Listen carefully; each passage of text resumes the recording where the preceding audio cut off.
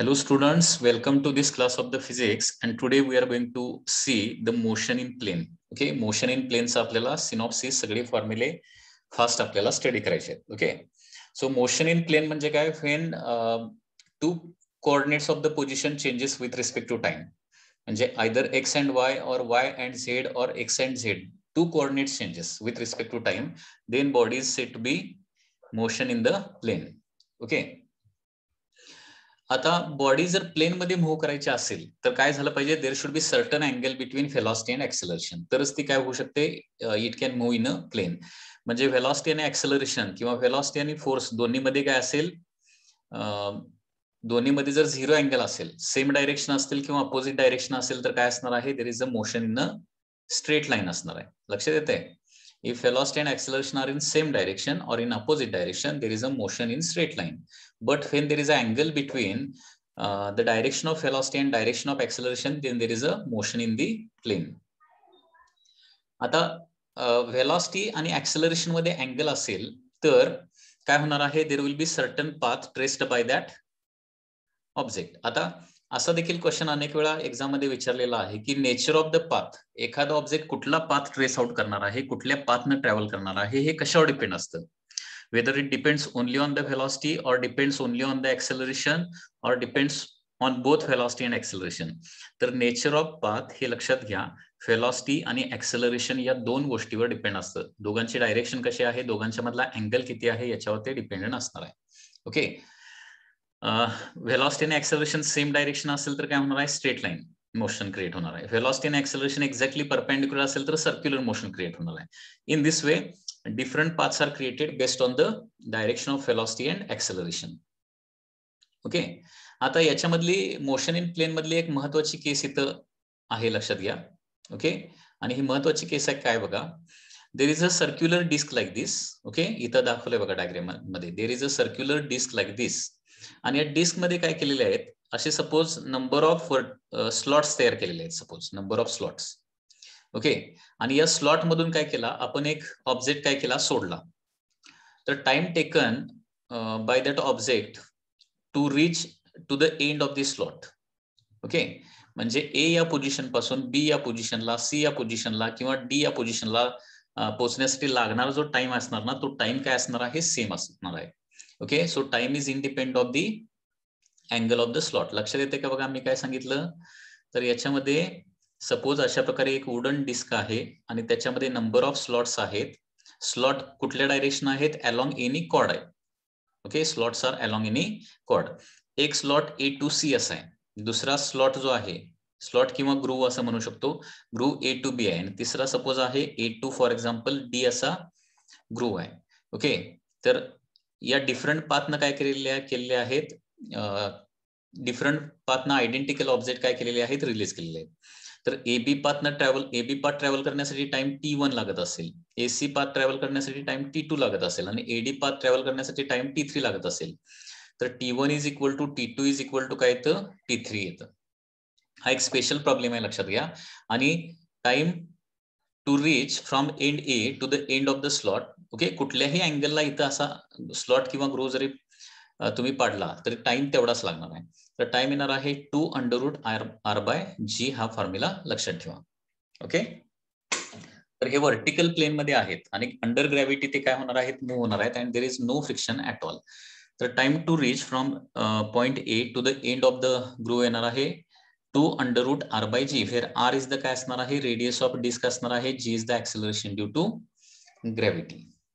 Okay, after that next part. Next एक typical problem आहे बघा. Persons ABCD. Okay, number of persons आहेत. For example ABCD are the person which are at the corners of a square असतील like this. A, B, C and D. There are 4 persons which are at the corners of a square. Square ची side suppose A आहे. Okay, and A walks while A walks always towards B, B walks always towards C, and C walks always towards D, and D walks always towards C. अशी information याच्यामध्ये दिलेली आहे. A हा कसा walk करतोय? B च्या direction towards B continuously. Okay, B हा कसा वॉक करतोय? Towards C. C हा कुणीकडे ट्रॅव्हल करतोय towards D and so on. या पद्धतीनं प्रत्येक पर्सनची इथं मोशन आहे. ओके, तर ए या पर्सनची जी मोशन आहे ना ती या पद्धतीने होणार आहे. ओके, कारण बी पुढे जाईल तसा ए ची डायरेक्शन काय होणार आहे, चेंज होणार आहे. बी ची मोशन या डायरेक्शन होणार आहे, सी ची मोशन या पद्धतीने होणार आहे आणि डी ची मोशन या पद्धतीने होणार आहे. आणि finally all the persons will meet at the centre of the square. सगळे पर्सन काय होणार आहे, स्क्वेअरच्या सेंटरला मीट करणार आहेत. तर क्वेश्चन असा आहे की इथं सेंटरला मीट करण्यासाठी टाइम किती लागेल. तर टाइम कसा काढायचा बघा, प्रत्येक पर्सनची व्हेलॉसिटी किती दिलेली असणार आहे. फॉर एक्झाम्पल यू व्हेलॉसिटी दिलेली असणार, त्याची वॉकिंग व्हेलॉसिटी दिलेली आहे फॉर एक्झाम्पल यू. तर सेंटरला पोहोचण्यासाठी किती टाइम लागणार आहे. ओके, यू किंवा फी व्हेलॉसिटी असणार आहे. तर कसं काढायचं आहे लक्षात घ्या इथं.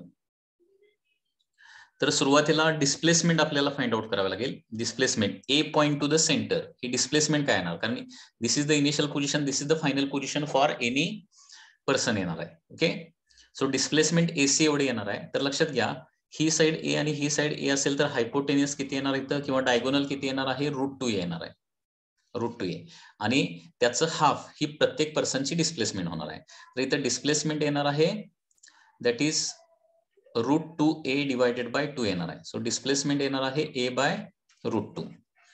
ही प्रत्येक पर्सनची डिस्प्लेसमेंट येणार आहे. आणि त्याची व्हेलॉसिटी काय आहे, इनिशियल व्हेलॉसिटी, ए ची व्हेलॉसिटी फॉर एक्झाम्पल टुवर्ड्स बी आहे.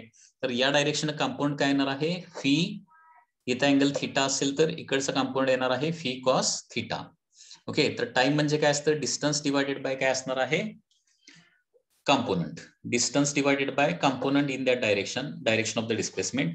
तर डिस्प्लेसमेंट येणार आहे a/√2 आणि व्हेलॉसिटी येणार आहे, व्हेलॉसिटीचा थिटाच्या डायरेक्शन कंपाऊंड काय येतो, फी कॉस थिटा येणार आहे. ओके, व्हेलॉसिटीचा थिटाच्या डायरेक्शन कंपाऊंड येणार आहे फी कॉस थिटा. आता इथं स्क्वेअर असल्यामुळे हा थिटा अँगल किती येणार आहे, 45 डिग्री येणार आहे. सो टाइम येणार आहे a/√2 divided by fee into cos 45 is 1/√2. So time to reach from the corner to the center will be, answer येणार आहे a/φ. म्हणजे असा कुठलाही जरी पॉलिगॉन आला तर बेसिक मेथड याच्यामध्ये काय तुम्हाला लक्षात ठेवायचे, basic method is that time when all the persons meet at the center will be given by the formula displacement from initial position to the final position. म्हणजे कॉर्नर पासून centre पर्यंतची displacement येणार आहे divided by component of velocity in that direction. Suppose आता इथं square ऐवजी suppose hexagon असेल, hexagon like this. Suppose there is a hexagon like this and there are 6 persons A, B, C, D, E, F. A is moving towards B, B is moving towards C, C is moving towards D. म्हणजे B पुढे जाईल तसा A आपली direction काय करतोय, change करतोय. म्हणजे A ची डायरेक्शन नेहमी टुवर्ड्स B असला पाहिजे. B म्हणजे B इथं गेला तर काय झाली पाहिजे, A ची डायरेक्शन अशी झाली पाहिजे. B आणखी पुढे गेला तर A ची डायरेक्शन अशी, डायरेक्शन कंटिन्युअसली चेंज व्हायला लागली आहे. Okay, so A is walking always towards B असं क्वेश्चन मध्ये दिलेलं असते. त्याच्यामुळे A चा पाथ जो येणार आहे तो कसा येणार बघा, इट विल बी लाईक दिस. बी चा पाथ असा येणार आहे, सी चा पाथ या पद्धतीने येणार, डी चा पाथ या पद्धतीने, ई चा पाथ या पद्धतीने येणार आहे आणि एफ चा पाथ या पद्धतीने येणार आहे. पुन्हा एकदा इथं क्वेश्चन विचारला जाऊ शकतो की what is the time to reach the centre by all the person. एकाच वेळी सगळे पर्सन सेंटरला पोहोचणार आहेत. प्रत्येक पर्सनची व्हेलॉसिटी किती आहे, फीच आहे. तर इथं कॅल्क्युलेशन कसं करणार आहे, total displacement divided by component of velocity. आता डिस्प्लेसमेंट म्हणजे ही एवढी होणार आहे डिस्प्लेसमेंट. म्हणजे हेक्झॅगॉनची साइड ए असेल तर डिस्प्लेसमेंट देखील एच होणार ना, कारण इथे इक्विलॅटरल ट्रायंगल तयार होतोय, लक्षात घ्या. असा ही साइड ए, ही साइड ए, ही साइड ए, पर्सन ए पासून इथं सेंटरला जाणार आहे. सो डिस्प्लेसमेंट येणार आहे ए, बरोबर. आणि व्हेलॉसिटी सुरुवातीला बी कडे होती या डायरेक्शन, तर या डायरेक्शनचा कंपाऊंड घ्यावा लागेल थिटा. आता हा अँगल 60 डिग्री असणार ना. सो टाइम येणार आहे displacement A divided by component of velocity fee cos 60 येणार आहे. आणि फी कॉस 60 म्हणजे काय येणार आहे, 1/2. आन्सर काय येणार आहे, 2a/φ एवढा टाइम लागणार आहे. तर या पद्धतीने हे तुम्ही कॅल्क्युलेशन करू शकताय. हा एक इम्पॉर्टंट टिपिकल प्रॉब्लेम आहे, तो लक्षात ठेवा. नेक्स्ट आहे रिलेटिव्ह व्हेलॉसिटीची कन्सेप्ट. याच्यावर अनेक वेळा नीट एक्झाम मध्ये क्वेश्चन्स, नीट मेन्स एक्झाम मध्ये क्वेश्चन आलेले आहेत, रिलेटिव्ह व्हेलॉसिटी. ओके, आता रिलेटिव्ह व्हेलॉसिटीची कन्सेप्ट कशी आहे बघा, किंवा फॉर्म्युला कसा आहे बघा. फी ए बी, याचं मिनिंग काय, तर velocity of A observed by बी. ए ची बी ला दिसणारी व्हेलॉसिटी त्याला फी ए बी असं म्हणतो, लक्षात घ्या. ओके, याच्यामध्ये व्हेलॉसिटी कोण कुणाची ऑब्झर्व करतोय? ए ची व्हेलॉसिटी बी ऑब्झर्व करतोय आणि फी ए बी कसं काढायचं असतं? V A bar minus V B bar असतं, किंवा फी बी ए म्हणजे काय येणार आहे? Velocity of B that is observed by A, असं त्याचा मिनिंग घ्यायचा आहे. याला रिलेटिव्ह व्हेलॉसिटी असं म्हणलं जातं. ओके, आता याच्यावर सिंपल एक्झाम्पल एक असं होऊ शकतं, very simple example. Okay, example is like दिस.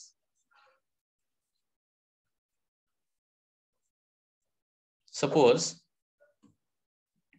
याच्यामध्ये असं सांगितलं, wind is blowing towards east. Okay, wind जे आहे ते टुवर्ड्स ईस्ट ब्लो व्हायला लागले, फ्लो व्हायला लागले. Okay, and a person is running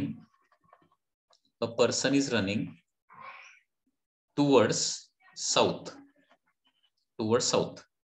ठीक आहे, तर याच्यामध्ये क्वेश्चन मध्ये काय असणार आहे, तर त्या पर्सनला विंड कुठल्या डायरेक्शननं ब्लो होताना दिसणार आहे. ऍक्च्युली विंड जे आहे ते कुठल्या डायरेक्शन ब्लो व्हायला लागलं आहे, कुठल्या डायरेक्शनला ब्लो व्हायला लागलेला आहे? टुवर्ड्स ईस्ट ब्लो व्हायला लागलाय. आणि पर्सन जो आहे तो साऊथला काय करायला लागलाय? रन करायला लागलाय. तर इथं सिंपल क्वेश्चन असा होऊ शकतो, रिलेटिव्ह व्हेलॉसिटीची कन्सेप्ट आहे, त्या पर्सनला विंड जे आहे ते कुठल्या डायरेक्शननं फ्लो होताना दिसणार आहे. लक्षात येत आहे? तर हे कॅल्क्युलेट कसं करायचं आहे, तर लक्षात घ्या, दोन मेथडनं कॅल्क्युलेट करता येतं. एक डायरेक्ट बाय लॉजिकनं काढू शकतो, किंवा व्हेक्टर मेथडनं काढू शकतो. लक्षात घ्या, ईस्टला आय कॅप कन्सिडर करायचं. ओके, ईस्टला आय कॅप कन्सिडर करणार तुम्ही, वेस्टला मायनस आय कॅप होणार. मग नॉर्थला काय करायचं आहे? जे कॅप कन्सिडर करायचं आहे, आणि साऊथला मायनस जे कॅप कन्सिडर करायचं आहे. आता व्हेलॉसिटी ऑफ विंड कसं लिहिणार तुम्ही? Velocity of wind is equal to V W, direction कसे दिले? टुवर्ड्स ईस्ट ना, म्हणजे I cap.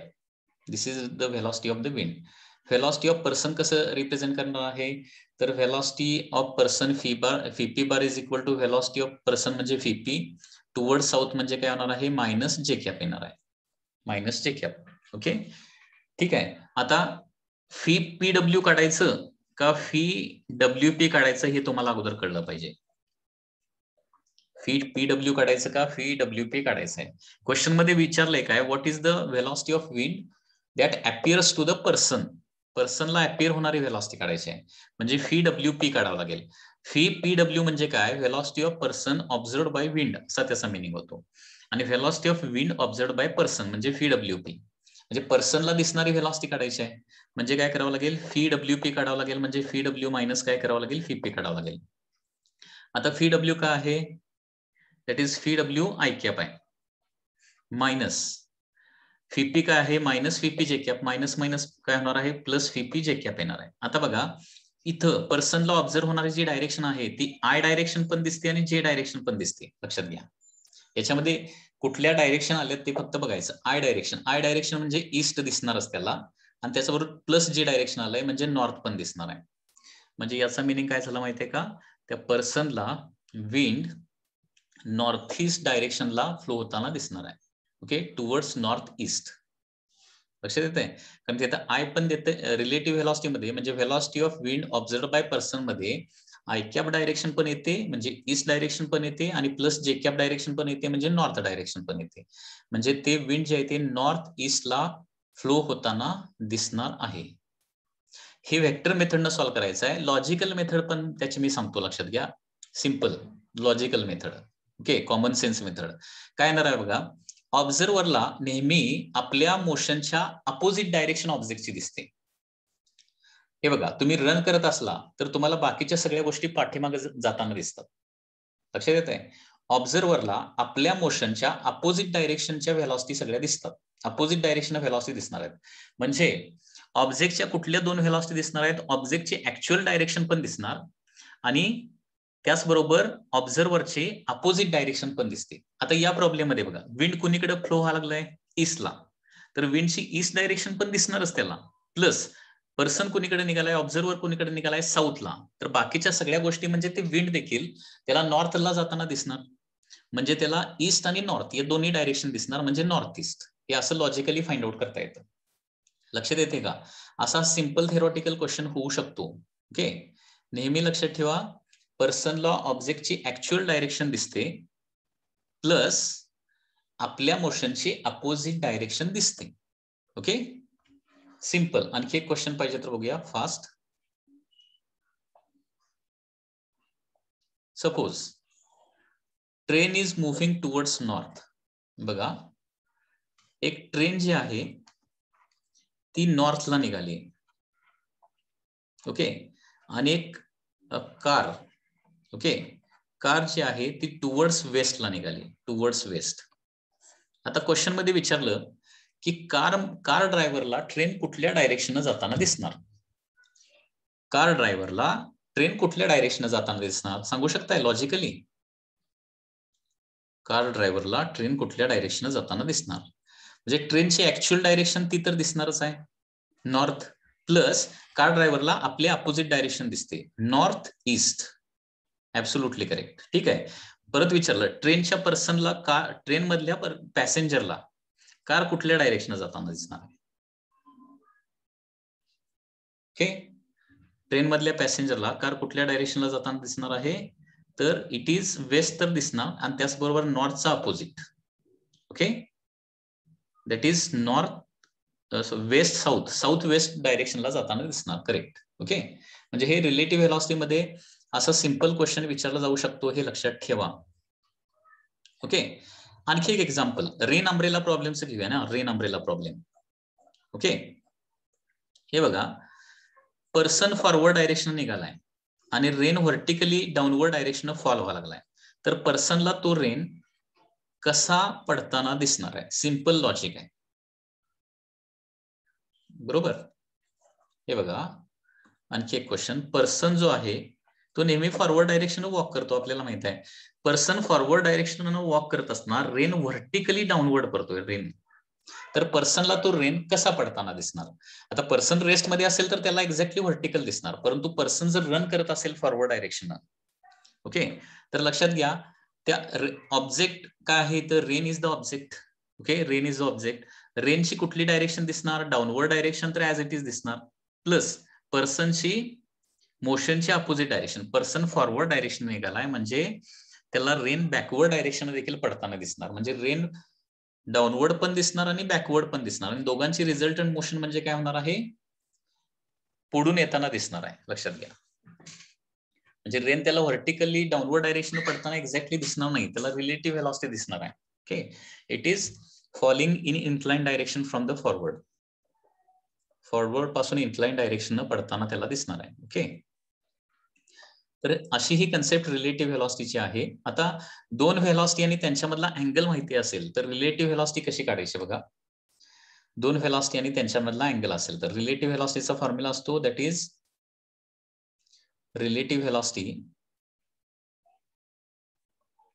Okay, V A B ची magnitude is equal to under root V A square plus V B square minus 2 V A V B cos theta. म्हणजे difference of velocity थोडक्यात काढायचा आहे. म्हणजे दोन velocity मधला अँगल आपल्याला माहिती असेल आणि दोन व्हेलॉसिटीच्या मॅग्निट्यूड माहिती असेल तर रिलेटिव्ह व्हेलॉसिटी या पद्धतीने काढू शकतो. म्हणजे हा मॅग्निट्यूडचा फॉर्म्युला आहे. अदरवाइज तुम्ही व्हेक्टर मेथडनं, आयजेके मेथडनं देखील काय करू शकता, हे सॉल्व्ह करू शकताय. So this is the concept of relative velocity. Relative velocity related आणखी भरपूर कन्सेप्ट आपल्याला बघायच्या आहेत. ओके, याच्यानंतर जसं रिलेटिव्ह व्हेलॉसिटी असतं तसंच रिलेटिव्ह डिस्प्लेसमेंट असतं आणि रिलेटिव्ह ऍक्सेलरेशन देखील असतं. तर रिलेटिव्ह डिस्प्लेसमेंट म्हणजे S A B bar is nothing but S A bar minus S P bar, आणि रिलेटिव्ह ऍक्सेलरेशन म्हणजे A A B bar is equal to A bar minus A B bar. नेहमी लक्षात ठेवा, fee A B, S A बी किंवा A बी लिहितोय ना त्यावेळी observer कोण आणि ऑब्जेक्ट कोण हे तुम्हाला कळालं पाहिजे. लक्षात घ्या, म्हणजे एस ए बी आपण लिहिलं तर त्याचा मिनिंग काय होतो, that is displacement of A observed by B, असं त्याचा मिनिंग होतो. Displacement of A observed by B. Okay, किंवा ए बी असं लिहिलं ऍक्सेलरेशन तर acceleration of A observed by B. Okay, observer म्हणजे नेक्स्ट जो असतं ना ते काय असतं, ऑब्झर्वर असतं. आता रिलेटिव्ह व्हेलॉसिटीचं एक चांगलं एक्झाम्पल म्हणजे काय आहे, that is river boat problem आहे. River boat problem is the next example. तर त्यासाठी कायनेमॅटिक इक्वेशन बघा, kinematic equation in 2 dimension. Okay, हे सगळे व्हेक्टर फॉर्म मध्ये दिलेले आहेत. That is V bar is equal to U bar plus A bar into T, S bar is equal to U bar T plus half A bar T square, S bar is equal to U bar plus V bar divided by 2 into T. Last time आपण याच्यास related अनेक numerical बघितलेले आहेत. Okay, final position is equal to initial position plus काय येणार आहे, final position is equal to initial position plus displacement येणार आहे. Okay, third kinematic equation that is V square is equal to U square plus 2as असतं ना. आता V square म्हणजे V bar dot V bar लिहू शकतो, is equal to U square म्हणजे you bar dot U bar plus 2a bar dot S. Okay, and displacement in n second is given by formula u plus a in bracket n minus half. Next, river boat problem. Okay, river boat प्रॉब्लेमचे अनेकदा question नीट JEE एक्झामला आलेले आहेत, त्याच्यामुळं त्याचे कुठले कुठले important फॉर्म्युले आहेत ते अगोदर लक्षात घ्या व्यवस्थित. Okay, river boat problem. आता याच्यामध्ये रिव्हर बोट प्रॉब्लेम मध्ये याला रिव्हर बोट प्रॉब्लेम म्हणू शकतो, किंवा मॅन स्विमिंग इन द रिव्हरचा प्रॉब्लेम असू शकतो, किंवा aeroplane in the air, aeroplane in the wind, या टाइपचे प्रॉब्लेम हे होतात, लक्षात घ्या. ओके, तर फीबी म्हणजे काय, the speed of the boat with respect to water, म्हणजे वॉटरवर बोट किती स्पीडनं ट्रॅव्हल करते. फीडब्ल्यू म्हणजे काय, speed of water in the river. ठीक आहे, तर आता हे काय जनरल कन्सेप्ट आहेत. वॉटर जर स्टील वॉटर असेल, म्हणजे वॉटर फ्लो होत नसेल, तर डी डिस्टन्स जायला किती वेळ लागणार. आता टाइम म्हणजे काय असतं, distance divided by velocity, distance divided by speed. This is the formula for the time. Okay, आता वॉटर फ्लोच होत नसेल तर व्हेलॉसिटी कुठली असणार आहे, फक्त बोटची व्हेलॉसिटी असणार आहे. So time is equal to काय येणार आहे, D divided by V B येणार आहे. आता वॉटर फ्लो होत असेल आणि बोट स्विच ऑफ करून ठेवली, तर तिथे व्हेलॉसिटी फक्त वॉटरची व्हेलॉसिटी येणार ना. मग डी डिस्टन्स जायला किती वेळ लागणार, D divided by fee W लागणार आहे. आता डाऊनस्ट्रीम मोशन असेल, डाऊनस्ट्रीम म्हणजे काय, ज्या डायरेक्शन वॉटर फ्लो होत आहे त्याच डायरेक्शन बोटची व्हेलॉसिटी असेल, तर एकूण बोटची velocity V B plus V W येणार आहे. म्हणजे बोटची स्वतःची व्हेलॉसिटी प्लस वॉटरची व्हेलॉसिटी, म्हणजे बोट डाऊनस्ट्रीम जर जात असेल तर. मग आता डाऊनस्ट्रीम डी एवढं डिस्टन्स ट्रॅव्हल करायला किती वेळ लागणार आहे, तर D divided by V B plus V W येणार आहे. आता अपस्ट्रीम, अपस्ट्रीम म्हणजे काय, फ्लोच्या opposite direction. Suppose flow downward direction आहे फी डब्ल्यू व्हेलॉसिटीनं, आणि बोट जी आहे ती फी बी व्हेलॉसिटीनं वर निघाली. आता फ्लो मुळे काय होणार आहे, बोटची व्हेलॉसिटी कमी होणार, आणि बोटची रिझल्टंट व्हेलॉसिटी काय होणार आहे, fee B minus V W येणार आहे. आणि त्याच्यामुळे डी डिस्टन्स ट्रॅव्हल करण्यासाठी किती टाइम लागणार आहे, that is D divided by V B minus V W. Simple फॉर्म्युले आहेत, लक्षात घ्या. डाऊनस्ट्रीमला बोटची velocity V B plus V W होते, आणि अपस्ट्रीम जात असताना बोटची velocity V B minus V W होते. एवढं लक्षात ठेवायचं आहे. Ratio of time for upstream to the downstream, म्हणजे तेवढंच डिस्टन्स अपस्ट्रीम जायला आणि तेवढंच डिस्टन्स डाऊनस्ट्रीम जायला लागणाऱ्या टाइमचा ratio. T upstream divided by T downstream म्हणजे काय येणार आहे, हे डिव्हिजन केलं तर V B plus V W आपण V B minus V W येणार आहे. आता इथे एक महत्वाचा फॉर्म्युला आहे बघा, हे बघा, डी डिस्टन्स स्टील वॉटर मध्ये जायला टाइम लागतोय टी स्टील, तेवढंच डिस्टन्स अपस्ट्रीम जायला वेळ लागतोय टी अप, आणि तेवढंच डिस्टन्स डाऊनस्ट्रीम जायला टाइम टी डाऊन लागत असेल, तर या तिघांच्या मध्ये रिलेशन काय येणार आहे. काय वेळेला याच्यावर क्वेश्चन येऊ शकतो, डी डिस्टन्स डाऊनस्ट्रीम जायला 5 सेकंड लागतात, अपस्ट्रीम जायला 20 सेकंड लागतात, तर तेवढंच डिस्टन्स स्टील वॉटर मध्ये जायला किती वेळ लागेल, अशा प्रकारचे क्वेश्चन असतात. तर इथं फॉर्म्युला येतोय, that is 2/t still is equal to 1/t up plus 1/t down. हा फॉर्म्युला येणार आहे, लक्षात घ्या. म्हणजे T3 is equal to T1 T2 upon T1 plus T2. म्हणजे हा ऍव्हरेज स्पीडचा एक फॉर्म्युला होता माहिती आहे का, equal डिस्टन्सेसला 2v1 v2 upon v1 plus v2, त्या टाइपचा फॉर्म्युला आहे बघा. ओके, पुन्हा एकदा सांगतो, ही कन्सेप्ट इम्पॉर्टंट आहे. डी डिस्टन्स अपस्ट्रीम जायला टी अप टाइम लागतोय, डाऊनस्ट्रीम जायला टी डाऊन टाइम लागतोय, तर स्टील वॉटर मध्ये तेवढंच डिस्टन्स जायला किती वेळ लागणार आहे.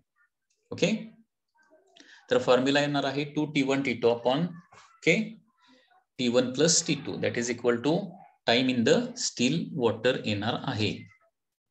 लक्षात येते, T1 T2 म्हणजे अपस्ट्रीम आणि डाऊनस्ट्रीमचा टाइम असणार आहे. नेहमी अपस्ट्रीम जायला खूप वेळ लागतो, कारण व्हेलॉसिटी कमी होते अपस्ट्रीम जात असताना, हे लक्षात लॉजिकली लगेच थिंक करता आलं पाहिजे. सगळ्यात जास्त टाइम कुठला कधी लागणार आहे? अपस्ट्रीम जाताना, कारण वॉटर त्याला अपोज करतं व्हेलॉसिटीला, वर इझिली जात नाही, जास्त वेळ लागणार. डाऊनस्ट्रीम बोटला वॉटरची व्हेलॉसिटी सपोर्ट करते, त्याच्यामुळे डाऊनस्ट्रीम जाताना सगळ्यात कमी टाइम लागणार. आणि स्टील वॉटरमध्ये मीडियम टाइम. म्हणजे अपस्ट्रीम, डाऊनस्ट्रीम आणि स्टील वॉटर मधले सगळ्यात कमी टाइम डाऊनस्ट्रीम, सगळ्यात जास्त टाइम अपस्ट्रीम आणि स्टील वॉटर मध्ये मीडियम टाइम. तिघांच्या मध्ये relation T3 is equal to, म्हणजे स्टील वॉटर मधला time is equal to 2T1 T2 upon T1 plus T2. हा फॉर्म्युला लक्षात राहायला पाहिजे. ओके. त्याच्यानंतर time taken by a person to travel D distance downstream and then come back. म्हणजे एका person downstream जातोय आणि परत आहे त्या पोझिशनला येतोय. तर जाऊन परत आहे त्या पोझिशनला येण्यासाठी किती टाइम लागणार आहे? तर खाली जाण्यासाठी टाइम लागणार आहे D divided by V B plus VW. परत वर येण्यासाठी टाइम लागणार आहे D divided by V B minus VW. हे सॉल्व्ह केलं तर हे दोघांची ऍडिशन फक्त करायचे. Okay, very simple. हा, आता most of the time question एक्झामला, नीट एक्झामला, जे एक्झामला कशावरचे क्वेश्चन आलेले आहेत? Most of the time crossing of the रिव्हरचे प्रॉब्लेम आलेले आहेत. आता ह्या केसेस जास्त इम्पॉर्टंट आहेत. Okay, most of the times कुठले क्वेश्चन आलेले आहेत? रिव्हर क्रॉस करायचं आहे. आतापर्यंत आपण काय करत होतो? एकतर डाऊनस्ट्रीम किंवा अपस्ट्रीम जात होतो, म्हणजे फ्लोच्या डायरेक्शन खाली किंवा फ्लोच्या अपोजिट डायरेक्शन वर जात होतो. आता फ्लो व्हायला लागलाय आणि आपण फ्लोला परपेंडिक्युलर क्रॉस करायला लागलोय. तर त्या केसमध्ये फॉर्म्युले काय काय येणार आहेत बघा. पहिला जनरल फॉर्म्युला. ओके, याच्यामध्ये 3 केसेस आहेत. जनरल फॉर्म्युला एक आहे, त्याच्यानंतर crossing the river along shortest path आणि crossing the river in shortest time. Simple फॉर्म्युले आहे, जास्त काही त्याच्यामध्ये डिफिकल्ट गोष्ट नाहीये, लक्षात घ्या. हे बघा, हा रिव्हर ही रिव्हरची विड्थ आहे, लक्षात घ्या. D is the width of river. ठीक आहे. वॉटर जे आहे ते VW व्हेलॉसिटीने खाली फ्लो व्हायला लागलाय. आणि सपोज एक जनरल केस आपण करूया, आणि बोट जी आहे ती V B velocity at an angle थीटानं वर ट्रॅव्हल करायला लागली. जनरल केस साठी आपण बोटची डायरेक्शन जे आहे ना, theta at an angle theta to perpendicular to the river घेतोय. आता फीबीचे इथे 2 कंपाऊंड येणार आहेत, लक्षात घ्या.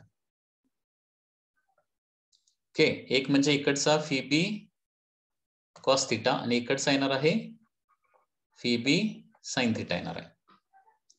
आता लक्षात घ्या, रिव्हर क्रॉस करण्यासाठी लागणारा टाइम किती असणार आहे? रिव्हर क्रॉस करण्यासाठी लागणारा टाइम, रिव्हरची विड्थ किती आहे? डी आहे. तर त्या डायरेक्शनची व्हेलॉसिटी फक्त घ्यायची. त्या डायरेक्शन कंपाऊंड काय येणार आहे? फीबी कॉस थीटा येणार आहे. सो टाइम टू क्रॉस रिव्हरचा फॉर्म्युला असतो D divided by Phoebe cos theta. Very simple formula. काय सांगितलं लक्षात येते का बघा? टाइम टू क्रॉस रिव्हरचं लॉजिक कसं लक्षात ठेवायचं आहे? रिव्हरची विड्थ आहे डी डिस्टन्स ट्रॅव्हल करायचं आहे म्हटल्यावर त्या डायरेक्शनची व्हेलॉसिटी आपल्याला घ्यायला पाहिजे. मग फीबी त्याच डायरेक्शन असेल, फीबीची डायरेक्शन अशी जर ठेवली तर D divided by just Phoebe येणार आहे. परंतु फीबीची डायरेक्शन तिरकी असेल ना, तर फीबीचा डीच्या डायरेक्शन कंपाऊंड फक्त फीबी कॉस थीटाच येणार आहे. So D divided by Phoebe cos theta, time to cross river. ठीक आहे. त्याचबरोबर ड्रिफ्ट किती येणार आहे? ड्रिफ्ट म्हणजे काय? तर वॉटरच्या फ्लोमुळे काय होतो, आपण काय होणार? खाली खाली खाली जाणार आहे. ओके, तर ड्रिफ्ट कशावर डिपेंड असणार आहे? वॉटरच्या फ्लोची व्हेलॉसिटी, वॉटर फ्लोची व्हेलॉसिटी आणि बोटचा upstream component V B sine theta. म्हणजे resultant velocity for the drift किती येणार बघा? ड्रिफ्ट साठी रिस्पॉन्सिबल व्हेलॉसिटी असणार आहे VW minus Phoebe sine theta. So this is the velocity responsible for the drift असणार आहे. कारण VW बोटला खाली ओढा लागलाय आणि फीबी तिरकट ठेवल्यामुळे त्याचा अगेन्स्ट VW एक कंपाऊंड तयार होणार आहे फीबी साइन थीटा. त्याच्यामुळं VW minus Phoebe sine theta is the net velocity along the काय येणार आहे? रिव्हर फ्लो येणार आहे. आणि त्याच्यामुळे ड्रिफ्ट किती येणार आहे? तर ड्रिफ्ट म्हणजे डाऊनस्ट्रीम किती डिस्टन्स जाणार तो खाली, म्हणजे रिव्हर फ्लोच्या डायरेक्शन खाली किती डिस्टन्स जाणार आहे. ओके, तर ड्रिफ्ट इज इक्वल टू काय येणार आहे? ड्रिफ्ट इज इक्वल टू, तर VW minus Phoebe sine theta into time. VW minus Phoebe sine theta into time. हे आहे बघा drift, VW minus Phoebe sine theta into time, या पद्धतीने येते. ओके, तर हे 2 जनरल फॉर्म्युले आहेत जनरल केसचे. ठीक आहे. आता to cross the river along shortest path. Shortest path न रिव्हरला क्रॉस करायचं म्हणजे लक्षात घ्या ही रिव्हर आहे. Okay, so this is the river like this. इथून मोशन स्टार्ट केली आणि रिव्हर क्रॉस करायची. आता शॉर्टेस्ट पाथ न म्हणजे असं एक्झॅक्टली अपोजिट साईडला जाऊन पोहोचायला पाहिजे, कारण असं गेलं तर पाथ लांब होणार, असं गेलं तरी पाथ लांब होणार आहे. This is the shortest path. A B is the shortest path. आता शॉर्टेस्ट पाथ न जायचं असेल तर बोटची डायरेक्शन कशी ठेवावं लागणार आहे? बोटची डायरेक्शन स्ट्रेट फॉरवर्ड ठेवून चालणार नाही, कारण स्ट्रेट फॉरवर्ड ठेवलं तर बघा बोट मुळे पुढे गेल्यानंतर वॉटर मुळे खाली गेलेलं असणार, बोट मुळे पुढे गेल्यानंतर वॉटर मुळे खाली जाणार. त्याच्यामुळं बोटची डायरेक्शन डायरेक्टली परपेंडिक्युलर टू जर रिव्हर फ्लो जर ठेवली तर काय होणार आहे, बोट पुढे जाणार नाही, बी पॉइंटला पोहोचणार नाही, तर खाली पोहोचणार आहे ते कुठेतरी. आणि त्याच्यामुळं आपल्याला एक्झॅक्टली अपोजिट कॉर्नरला, अपोजिट शोरला, अपोजिट पॉइंटला जर पोहोचायचं असेल तर फीबी जे आहे ना ते असे इन्क्लाइंड अपवर्ड ठेवावं लागेल. तर काय होणार आहे, तुम्ही एक्झॅक्टली बी पॉइंटला जाऊन पोहोचणार. लक्षात येते का बघा? शॉर्टेस्ट पाथनं जर पलीकडे जायचं असेल म्हणजे ए च्या एक्झॅक्टली अपोजिट पॉइंटला जाऊन जर पोहोचायचं असेल तर बोटची डायरेक्शन जी आहे ती काय करावं लागते, थीटा अँगलला वर ठेवावी लागते. हे लक्षात घ्या, थीटा अँगलला वर ठेवावी लागते. ओके, थीटा अँगलला वर ठेवल्यामुळे आता काय होणार बघा, फीबीचे दोन कंपाऊंड येणार आहे. एक इकडे येणार आहे that is Phoebe cos theta आणि इकडे येणार आहे that is Phoebe sine theta. आता वॉटरची व्हेलॉसिटी फीडब्ल्यू काय करणार आहे, बी पॉइंटच्या खाली नेण्याचा प्रयत्न करणार आहे आणि हे फीबी साइन थीटा काय करणार आहे, बी पॉइंटच्या वर नेण्याचा प्रयत्न करणार आहे. जर तुम्हाला खाली पण जायचं नसेल बीच्या आणि वर पण जायचं नसेल तर काय झालं पाहिजे, V W must be equal to V B sine theta झालं पाहिजे. Okay, V W must be equal to V B sine theta and therefore sine थीटाचा फॉर्म्युला येतो sine theta is equal to फीडब्ल्यू by V B. हा एक इम्पॉर्टंट फॉर्म्युला आहे, लक्षात ठेवा. हा फॉर्म्युला पाठ करायचा म्हणजे रिव्हर क्रॉस करायचा आहे आणि एक्झॅक्टली अपोजिट पॉइंटला जाऊन जर पोहोचायचं असेल, एक्झॅक्टली अपोजिट पॉइंटला जाऊन पोहोचायचं असेल, एच्या बरोबर समोर जाऊन पोहोचायचं असेल तर बोटची डायरेक्शन टुवर्ड्स बी ठेवून चालत नाही. लक्षात घ्या, बोटची डायरेक्शन काय ठेवावं लागते, थोडीशी at an angle theta upward ठेवावी लागते, at an angle theta upward. आणि तो थीटा कसा काढायचा, sine theta is equal to फीडब्ल्यू by F B. म्हणजे फॉर एक्झाम्पल समजा वॉटर फ्लोची व्हेलॉसिटी 4 मीटर पर सेकंड आहे, सॉरी 3 मीटर पर सेकंड आहे वॉटर फ्लोची व्हेलॉसिटी आणि बोटची व्हेलॉसिटी आहे on the water 4 metre per second. बोटची व्हेलॉसिटी ऑन दी वॉटर आहे 4 मीटर पर सेकंड. तर बोटची डायरेक्शन कशी ठेवावी लागेल, so that person can reach exactly opposite point किंवा person can move along the shortest path.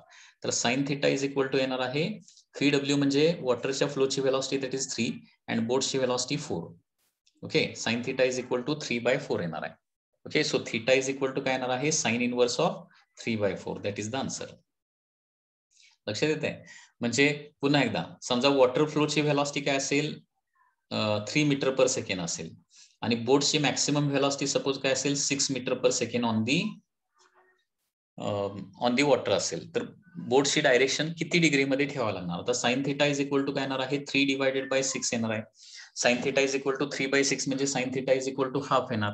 म्हणजे थीटा किती ठेवावा लागणार आहे, 30 degree perpendicular to the river. म्हणजे रिव्हरचे परपेंडिक्युलर आहे ना त्याला 30 डिग्री अपवर्ड ठेवावं लागेल. विथ रिव्हर फ्लो डायरेक्शन विचारली तर विथ रिव्हर फ्लो डायरेक्शन कशी ठेवावं लागेल, तर हे 30 प्लस हे 90 टोटल 120 डिग्रीचा अँगल ठेवावा लागेल विथ रिव्हर फ्लो. लक्षात येते का बघा. Okay, so this is a very important concept. जर आपल्याला एक्झॅक्टली अपोजिट पॉइंटला पोहोचायचं असेल, शॉर्टेस्ट पाथ न जायचं असेल, ओके, तर थीटा किती ठेवावा लागतो, स्ट्रेट डायरेक्शन ठेवून चालत नाही, थीटा ठेवावा लागतो sine theta is equal to फीडब्ल्यू by F B. आता शॉर्टेस्ट पाथनं जाण्यासाठी टाइम किती लागणार आहे, आता त्याचं जर डेरिवेशन केलं तर टाइमचा फॉर्म्युला काय येतो बघा. ओके, आपण डेरिवेशन मध्ये आता जात नाही त्याच्या. D divided by under root F B square minus F W square. हे दोन फॉर्म्युले या केसमध्ये लक्षात ठेवा. आणि शॉर्टेस्ट पाथनं जाताना ड्रिफ्ट किती येणार, ड्रिफ्ट म्हणजे अपोजिट पॉइंटच्या खाली किती जातोय किंवा अपोजिट पॉइंटच्या वर किती जातोय. इथं अपोजिट पॉइंटच्या खाली पण जात नाही किंवा वर पण जात नाही आपण, त्याच्यामुळे ड्रिफ्ट या केसमध्ये 0 असणार. म्हणजे शॉर्टेस्ट पाथनं ज्यावेळी पर्सन पलीकडे जातो त्यावेळी ड्रिफ्ट 0 असते. शॉर्टेस्ट पाथनं जाण्यासाठी डायरेक्शन बोटची स्ट्रेट फॉरवर्ड ठेवून चालत नाही, थोडीशी अपवर्ड ठेवावी लागते. किती अँगलला ठेवावी लागते? Sine theta is equal to FW by FB. आणि पलीकडे जाण्यासाठी टाइम किती लागणार आहे? तर D divided by under root FB square minus FW square. म्हणजे शॉर्टेस्ट पाथनं जाण्यासाठी, पलीकडे जाण्यासाठी लागणारा टाइम असतो रिव्हरची width, that is D divided by under root boat velocity square plus water velocity square. Okay, आता रिव्हरला आपल्याला शॉर्टेस्ट टाइम मध्ये पलीकडे जायचं असेल, कमीत कमी टाइम मध्ये पलीकडे जायचं असेल, तर काय करावं लागेल?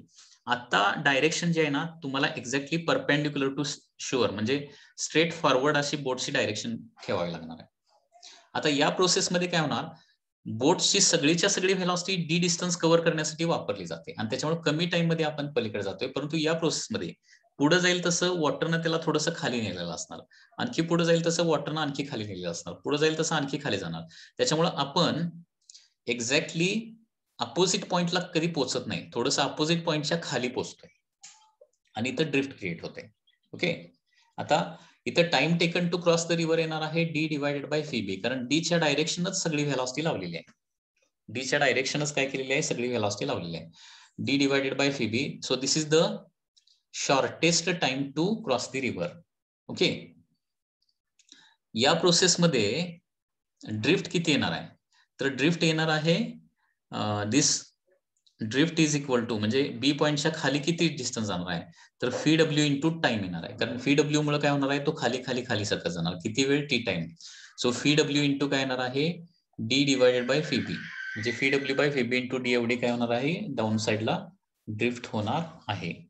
ओके, आणि तो किती डिस्टन्स ट्रॅव्हल करणार आहे? तर एवढं डिस्टन्स ट्रॅव्हल करणार आहे. ओके, म्हणजे किती डिस्टन्स? ही ड्रिफ्ट तुम्हाला काढावी लागेल. ही ड्रिफ्ट काय एक्स असेल ती, तर डिस्टन्स येणार आहे एक्स स्क्वेअर प्लस D स्क्वेअरचा स्क्वेअर रूट, एवढं डिस्टन्स तो ट्रॅव्हल करणार आहे. ओके, तर सगळ्यात महत्वाची गोष्ट पुन्हा एकदा सांगतोय, शॉर्टेस्ट टाइम न जायचं असेल, कमीत कमी टाइम मध्ये पलीकडे जायचं असेल, तर डायरेक्शन स्ट्रेट फॉरवर्ड ठेवावी लागते. Minimum time to cross river लागणार आहे D divided by just FB. Okay, so shortest time न जायचं असेल तर, आणि शॉर्टेस्ट पाथ न जायचं असेल तर D divided by under root FB square minus FW square, हे तुम्हाला लक्षात ठेवावं लागेल. आणि ड्रिफ्ट म्हणजे काय असतं? वॉटरची velocity into time to cross river. Okay, so D into FW by FB येणार आहे. Okay, so this is about the river boat problem. River boat problem लक्षात आलं का? बघा, खूप इझी आहे. ओके, एक जनरल केसचा फॉर्म्युला जस्ट पुन्हा एकदा रिवाइज करतो. फॉर्म्युले बघा, जनरल फॉर्म्युला, समजा थीटा अँगल मध्ये बोट आपण ड्राईव्ह करत असलो तर पलीकडे जाण्यासाठी लागणारा टाइम म्हणजे D divided by FB cos theta. Drift म्हणजे हा लागणारा टाइम पलीकडे जाण्यासाठी लागणारा टाइम इंटू काय होणार आहे? Downward direction resultant velocity. Downward direction resultant velocity म्हणजे FW minus FB sine theta. Shortest path न पलीकडे जायचं असेल तर, म्हणजे एक्झॅक्टली अपोजिटला पोहोचायचं असेल तर बोट थीटा अँगलला अपवर्ड ठेवावे लागते, आणि तो फॉर्म्युला येतो sine theta is equal to FW by FB. Okay, shortest path न जाण्यासाठी लागणारा टाइम असणार आहे D divided by under root FB square plus FW square. Okay, under root FB square minus under root FB square minus FW square. ठीक आहे, आणि जर quickest path न जायचं असेल, म्हणजे मिनिमम टाइम मध्ये पलीकडे जायचं असेल, तर FB ची डायरेक्शन एक्झॅक्टली फॉरवर्ड ठेवावी लागते, स्ट्रेट फॉरवर्ड. आणि त्या प्रोसेसमध्ये ड्रिफ्ट मात्र क्रिएट होणार. त्या प्रोसेसमध्ये ड्रिफ्ट येणार आहे time to cross the river into FW directly, कारण बोटचा अपवर्ड कंपोनंट काय क्रिएट होणार नाही, कारण स्ट्रेट कंपोनंट ठेवलेला आहे आपण फक्त. त्याच्यानंतर rain umbrella problem. Rain umbrella problem तर खूप इझी आहे, लक्षात घ्या. रेन अम्ब्रेला प्रॉब्लेमचं एक लॉजिक किंवा एक ट्रिक सांगतो, तेवढी ट्रिक वापरायची. आता रेन अम्ब्रेला प्रॉब्लेम मध्ये तुम्हाला रेनची व्हेलॉसिटी दिलेली असते, परत पर्सन जो मूव्ह करतोय त्याची व्हेलॉसिटी दिलेली असते, आणि सिंपल क्वेश्चन काय असणार आहे? तर इथं असणार आहे दॅट इज किती डिग्री मध्ये अम्ब्रेला होल्ड करावे लागेल so that person does not get wet. Okay, किती डिग्री मध्ये अम्ब्रेला धरावी लागणार आहे? तर जनरल फॉर्म्युला येणार आहे या पद्धतीनं. Okay, so tan of beta, beta म्हणजे अम्ब्रेलाचा अँगल. ओके, तर टॅन ऑफ बीटा येणार आहे Pm plus or minus component of phi r म्हणजे phi r sin theta plus or minus phi r sin theta divided by phi r cos theta. फिर theta म्हणजे काय, rain जो आहे रेनचा vertical बरोबर असणारा अँगल. रेन काही वेळेला व्हर्टिकली डाऊनवर्ड पडेलच असं नाहीये, हा तिरका पण असा पडू शकतो थीटा अँगल मध्ये. आता रेन समोरून येत असेल तर काय करायचं, इथं प्लस साइन वापरायचं, आणि रेन पाठीमागून येत असेल तर काय करायचं, मायनस साइन वापरायचं. रेन व्हर्टिकली डाऊनवर्ड पडत असेल तर थीटा काय झिरोच येणार आहे, म्हणजे जस्ट Vm बाय Vr येणार. लक्षात येत आहे.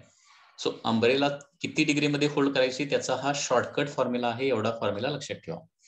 ओके. प्रॉब्लेम मध्ये तुम्हाला पर्सन किती स्पीडने रन करायला लागलाय ते दिलेलं असतं. रेन सरळ व्हर्टिकली पडतोय का समोरून थीटा अँगल मध्ये पडतोय का पाठीमागून थीटा अँगल मध्ये पडतोय ते तुम्हाला दिलेलं असतं. ठीक आहे. आणि अंब्रेला किती डिग्री मध्ये होल्ड करायचे आहे त्याचा फॉर्म्युला काय आहे, tan beta is equal to पर्सनची velocity plus or minus Vr sine theta upon Vr cos theta. Very simple formula, पाठ करून ठेवा. ठीक आहे. आता याच्यामध्ये प्लस कधी वापरायचं, मायनस कधी वापरायचं, रेन जर समोरून पडतोय असं सांगितलं, फॉलिंग फ्रॉम द फ्रंट पडत असेल तर प्लस साइन वापरायचं, आणि पर्सन पडत असणारा रेन पाठीमागून पडत असेल तर मायनस साइन वापरायचं, आणि रेन व्हर्टिकली डाऊनवर्ड पडत असेल तर Vm बाय जस्ट Vr होणार. Vm बाय Vr एवढंच होणार आहे, कारण थीटाची व्हॅल्यू 0 येणार आहे. ओके. थीटा म्हणजे काय, रेनच्या व्हेलॉसिटीनं व्हर्टिकल बरोबर केलेला angle, that is Vr. Okay. त्याचबरोबर व्हेलॉसिटी ऑफ रेन दॅट, आणखी एक गोष्ट याच्यामध्ये कॅल्क्युलेट करावी लागते, that is velocity of rain that appears to the man. Phi Rem काढायचं, म्हणजे मॅनला तो रेन किती व्हेलॉसिटीने येताना दिसणार आहे. तर Phi Rem बार कसं काढायचं, तर Phi R बार एकदा काढायचं आणि मायनस ओके Vm बार एकदा, म्हणजे Phi R बार आणि Vm बार तुम्हाला IJK स्वरूपात फक्त कन्वर्ट करता आलं पाहिजे, कॉम्पोनंट काढता आले पाहिजेत. आता Vm तर हॉरिझॉन्टलीच असणार आहे, Vm काय हवेत उडत नसणार आहे, पर्सनची व्हेलॉसिटी हॉरिझॉन्टलच असणार आहे, Vm आय कॅपच येणार. रेन व्हेलॉसिटी डाऊनवर्ड असेल तर काय करायचं, Phi R के कॅप लिहायचं. ओके. तिरका असेल तर काय करायचे, त्याचे एक हॉरिझॉन्टल कंपाऊंड आणि एक व्हर्टिकल कंपाऊंड येणार, त्या हॉरिझॉन्टल व्हर्टिकल कंपाऊंड नुसार Phi R चे कंपोनंट काढून तिथे लिहायचे. ओके. किंवा पर्सनची व्हेलॉसिटी आणि रेनची व्हेलॉसिटी या दोघांच्या मधला तुम्हाला अँगल जर काढता येत असेल तर Phi Rem असं पण काढू शकताय तुम्ही. मगाचा फॉर्म्युला Phi Rem म्हणजे velocity of rain that feels to the person or appears to the man, that is equal to Phi R square plus Vm square minus 2 Vm Phi R cos of angle between them. हा फॉर्म्युला देखील वापरू शकता. ओके. पर्सनला appear होणारी velocity under root Phi R square plus Vm square minus 2 Vm Vr cos theta. Okay. Very simple formula.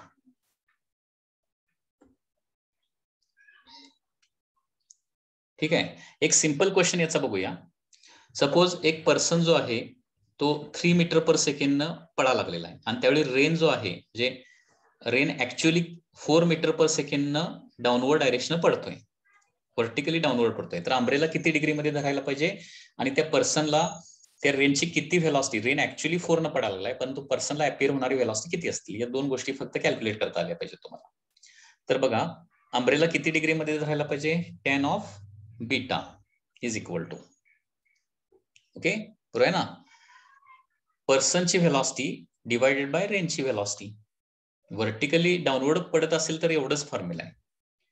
Sign theta cos theta, Phi R sine theta divided by Vr cos theta वापरायची काही गरज नाहीये.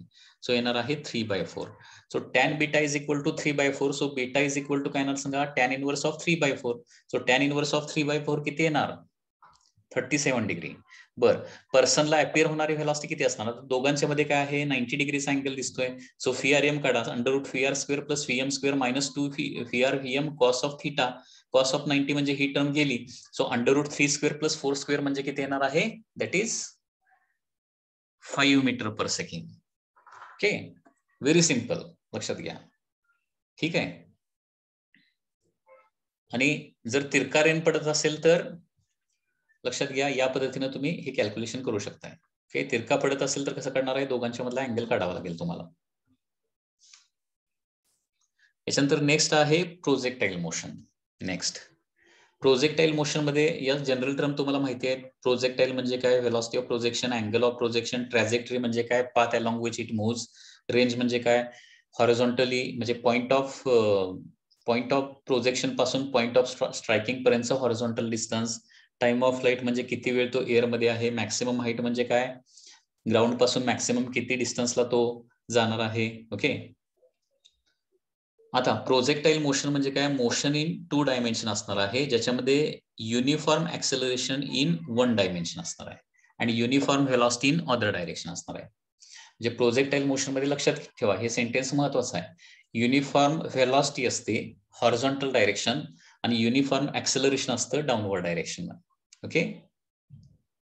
आता very simple केस आणि त्याचे आपण सगळे फॉर्म्युले थोडेसे बघूया. सिंपल फॉर्म्युले सगळे बघायचे. बघा, first, a projectile is fired with velocity u at an angle theta to the horizontal. म्हणजे व्हेलॉसिटी ऑफ प्रोजेक्शन आहे u आणि अँगल ऑफ प्रोजेक्शन आहे थीटा. आता सगळ्यात महत्वाची गोष्ट ही, तुम्हाला व्हेलॉसिटी ऑफ प्रोजेक्शन जे आहे त्याचे कंपोनंट काढता आले पाहिजेत. हॉरिझॉन्टल कंपोनंट म्हणजे ux, that is u cos theta, आणि vertical component that is uy, that is equal to येणार आहे u sin थीटा येणार आहे. Okay. So initial velocity of projection तुम्हाला लिहिता आलं पाहिजे, that is u bar is equal to ux i cap plus uy j cap. Okay. ux म्हणजे नेहमी लक्षात ठेवा u cos थीटा असतं आणि uy म्हणजे u sin थीटा. ओके. आता हे बघा, लगेच कंपाऊंड तुम्हाला काढता आले पाहिजेत. सपोज मोस्टली 37 डिग्री किंवा 53 डिग्री अँगल दिलेला असतो. 100 मीटर पर सेकंडचे दोन कंपाऊंड काय येणार सांगा, हॉरिझॉन्टल कंपाऊंड आणि व्हर्टिकल कंपोनंट. फास्ट हे कंपाऊंड लगेच काढता आले पाहिजेत. ओके. तर 100 चे दोन कंपोनंट येणार आहेत 80 60, 5 चे कंपोनंट येतात 4 3. ओके. 100 चे 80 60, 50 चे येतात 40 30. हे लगेच तुम्हाला काढता आलं पाहिजे. अँगल कमी, ज्या अँगल जिकडे कमी असतो तिकडे मोठा कंपाऊंड असतो. हे सिंपल लॉजिक इथं वापरायचं आहे. म्हणजे 100 चे कंपोनंट 80 आणि 60 दोन जर येत असतील तर 80 कंपोनंट इकडे असणार आहे आणि 60 कंपोनंट इकडे असणार आहे. हे लगेच लक्षात आलं पाहिजे. सपोज एक projectile 5 metre per second project केलेली आहे at an angle 53 degree to the horizontal. 53 degree to horizontal म्हणजे दोन कंपाऊंड किती येणार आहे, 5 आणि 4. आता ज्या साईडला कमी अँगल असतो, म्हणजे इकडे 53 असेल तर इकडे 37 येणार. जिकडे कमी अँगल आहे तिकडे मोठा कंपोनंट, जिथे जास्त अँगल आहे तिकडे छोटा कंपोनंट. हे लॉजिक पट वापरता आले पाहिजे तुम्हाला. ठीक आहे. तर इथं ही झाली initial velocity of projection. He vector form मध्ये लिहिता आली पाहिजे. इनिशियल व्हेलॉसिटी ऑफ प्रोजेक्शन असणार आहे ux i cap plus uy j cap. Okay. ux in x direction that is i cap, uy in y direction that is j cap. ठीक आहे. त्याच्यानंतर next असणार आहे दॅट इज, आता ux आणि uy जर दिलेला असेल तर अँगल ऑफ प्रोजेक्शन कसं असणार आहे, that is tan theta is equal to that is uy divided by ux असतं. Angle of projection tan theta is equal to uy divided by ux. Next, T time नंतर velocity किती असणार आहे, T time नंतर velocity. आता नेहमी लक्षात ठेवा, प्रोजेक्टाईल मोशन मध्ये हॉरिझॉन्टल कंपोनंट अजिबात चेंज होत नाही. सो टी टाइम नंतर ux component as it is ux राहणार आहे. परंतु व्हर्टिकल कंपाऊंड काय होतो, पर सेकंड काय होतो, 10 न कमी होतो. सिंपल लॉजिक बघा. व्हर्टिकल कंपाऊंड मात्र काय होतो, पर सेकंड एक्झॅक्टली 9.8 अप्रॉक्सिमेटली 10 न कमी होत जातो. हे सिंपल लॉजिक वापरायचं आणि टी टाइम नंतरची व्हेलॉसिटी काढायची. सपोज असं सांगितलं तुम्हाला, एक बॉडी 100 मीटर पर सेकंड या व्हेलॉसिटीनं ओके 53 डिग्री या अँगलला प्रोजेक्ट केली, तर 5 सेकंड नंतर याची व्हेलॉसिटी किती असेल. 5 सेकंड नंतर किती इझी आहे बघा. 5 सेकंड नंतर याचे दोन कंपाऊंड अगोदर काढा. 100 चे दोन कंपाऊंड येणार आहेत, इकडचा येणार 60, इकडचा येणार आहे 80. झालं. आता लक्षात घ्या, आफ्टर किती सांगितलं, 5 सेकंड किंवा 8 सेकंड. ओके, 5 सेकंड नंतरची व्हेलॉसिटी काढा म्हणून सांगितलं, आफ्टर 5 सेकंड. तर 5 सेकंड नंतर हॉरिझॉन्टल 60 ते 60 राहणार आहे. फक्त व्हर्टिकल 80चं पर सेकंड 10 म्हणजे 5 सेकंड मध्ये 50 न कमी होणार, म्हणजे 80चं किती राहणार आहे, फक्त 30 राहणार आहे. म्हणजे 5 सेकंड नंतरची व्हेलॉसिटी वेक्टर फॉर्म मध्ये लिहायची झाली तर लिहिणार आहे आपण 60 i कॅप प्लस किती येणार आहे, 30 जे कॅप येणार आहे. आणि त्याचे मॅग्निट्यूड काढायचे असेल तर मग काय येणार आहे, अंडर रूट काय येणार आहे, 60 स्क्वेअर प्लस 30 स्क्वेअर असे मॅग्निट्यूड काढू शकताय. किंवा 5 सेकंड नंतर अँगल किती झालेला असं विचारलं, 5 सेकंड नंतर सुरुवातीला अँगल 53 आहे, पुढे जाईल तसा अँगल कमी कमी कमी होत जातो, बरोबर आहे ना. 5 सेकंड नंतर अँगल किती झालेला असणार, तर tan of that angle alpha suppose is equal to vertical component divided by काय करायचं असतं, हॉरिझॉन्टल कंपाऊंड करायचं असतं. So tan alpha is equal to 30/60 म्हणजे tan alpha is equal to काय येणार आहे, half. So alpha is equal to काय येणार आहे, tan इनवर्स ऑफ हाफ.